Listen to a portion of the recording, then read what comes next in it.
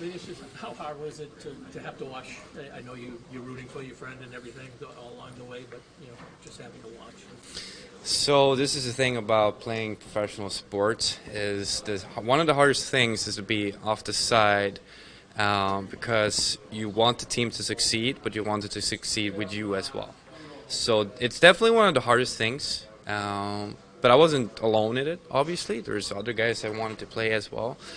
But I thought that having the support system that I had and also have the conversation that I had with people around it, I felt that I did what I could and I did what needed to be done. I tried to carry myself very professionally and support every single one of my fellow teammates throughout this stretch. Was it particularly difficult? Hold up. Sorry. Given that, what are your thoughts on your future here? My future here, I got one more year. I'm very excited about what's to come. It's going to be, I'm going to swear, a heck of a summer. I'm very motivated, mixed in with some revenge, obviously, some inspiration as well, but most of all, excitement of what's to come. So, yeah, I felt that obviously everybody thinks about, for me personally, that it was a year that I wasn't as good as I was prior. And for me, though, it's all about personal growth, and I learned a lot about myself in different aspects of the game and also how I am as a human being. Was it particularly difficult because you rotated all season and then when the postseason came, that rotation was gone? No, I wouldn't say so. It wouldn't have mattered. I think it would have been tougher if I would have played most of the games leading up to the playoff and then be set aside in that sense of way, because then you might feel entitled to play more games. But at this point, we had the rotation, and I had good conversations with Bob as well, leading into playoffs and during the playoffs as well in the beginning there, where if someone gets an upper hand or you want to roll the hot guy, obviously. I wanted to do the same thing. If I was playing out of my mind and doing everything that I could to stop pucks and I was getting rewarded for it, I don't want to be sat on the side, obviously. So in that sense, I would say, yeah, both yes and no. So it's a tricky question, but yeah. Linus, I apologize, it's an awkward topic, but I always talk about, because you guys have two really good goalies. Thank you. And that there are a lot of teams out there that watching the playoffs that could use a really good goalie. The trade topic comes up with you a lot. Is that something? How much do you pay attention to it? Like, how much do you kind of strategize into who's on your no trade list? Is that a difficult thing for you to kind of navigate? Oh, you want the juicy stuff. We all do. Oh, yeah, I know. Yeah, you got to catch me a little bit later and do an exclusive if you want to get to part of that. But so it's hard to not hear it. And you can't be, isolate yourself, because then you would live in a shed in the woods and you show up here for practice sometimes. But I mean, I have you guys. You're always going to ask questions. You want to know what's happening, and you're going to ask questions, obviously, to get to the answers that you might want. But I'm not going to give you any good answers other than that. So for that matter, that's also one of the things that was new for me this year. I've never been a part of any trade talks before, so that was a new experience. Was it hard? Yeah, it was hard, because you're very comfortable where you are. You don't want to move when you feel like you're playing well, and you have the team, you have the bonds that you have with in the teammates. So with that popping out now, I'm not the only one that has been trade talks, obviously. There was other goaltenders out there in the league as well that there was a lot of rumors with that they might get dealt. And there might not be any opportunities for any of them, and for me, it's above my pay grade as well, really. And I don't have the luxury to choose that. If I could, I'm probably going to say the same thing as everybody else would. I want to stay. And I'm going to stay. But we live in a world where professional sports is, you got to deal with the hand you've been dealt with. And like I said, I have one more year. I wouldn't want anything else than to come back here, get a little bit of a revenge tour. Like I said, I'm very excited, motivated for what's to come, especially now.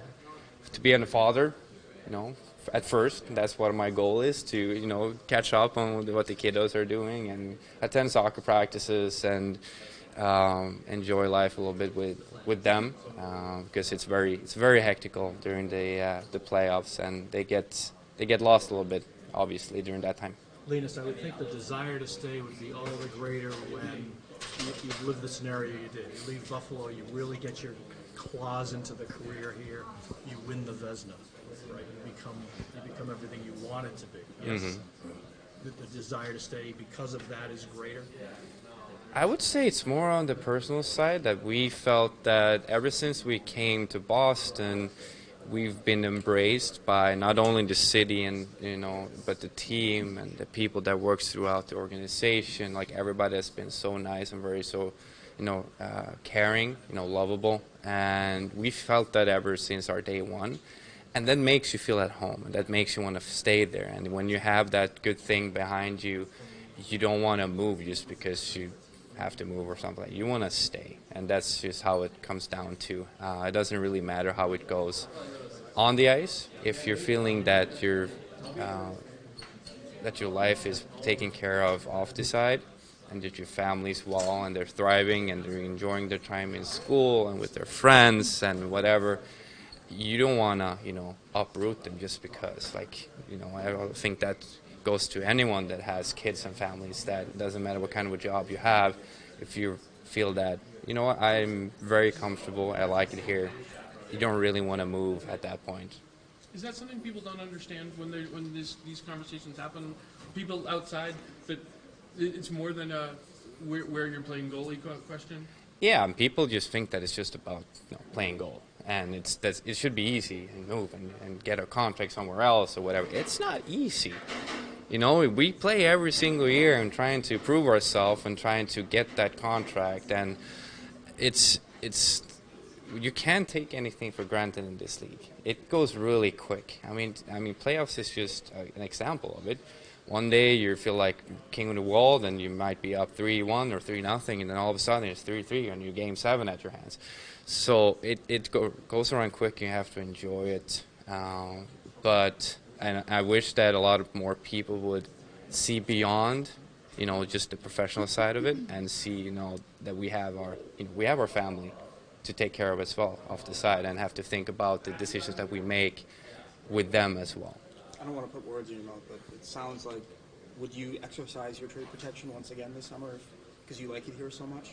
I mean, I have my list, and my list is there. We've worked very hard for it. There's a reason for why it's there, and that's something that the players before me worked really hard to get to a point like we have that luxury.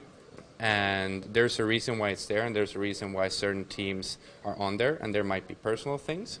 But that's up to each and every player to have. And what it comes from my personal things, that's something for me, my family, and my agent to deal with and take care of. And I don't have any obligations to share the reasonings or the reasons that I have certain teams on that list. Jeremy said you were very supportive during this. How do you balance sort of the support for a close friend and teammate while balancing that with some maybe personal disappointment?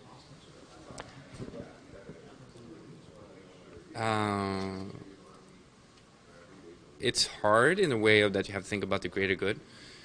So, it's very tough in the sense of way that you want your team, like I said before, you want your team to succeed. You want to be successful and you want the other guys to play well, because that means you're winning games. And I've said this many times before when it comes to these sort of things, when it comes to me and Sway, that we're always going to have each other's backs and support each other, because that means if he's playing well, the team's playing well, we have a good opportunity to win. And you want to win the last game of the season every day, every year.